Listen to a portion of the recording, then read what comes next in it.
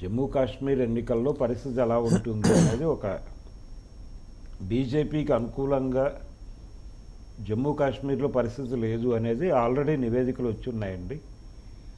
అలాగే మిగిలిన ప్రాంతాల్లో కూడా పరిస్థితి అంత మెరుగ్గా లేదు అనేది ఒకటి.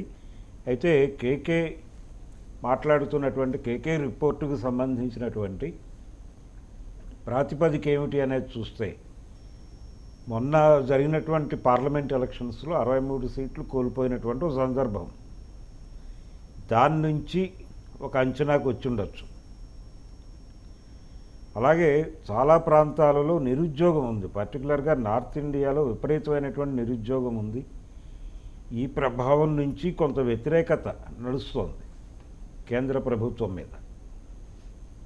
దాని ఇంపాక్ట్ని అంచనా కట్టి మాట్లాడుతున్నాడు ఈయన. ఏ మేరకు అంటే జమిలి ఎన్నికలు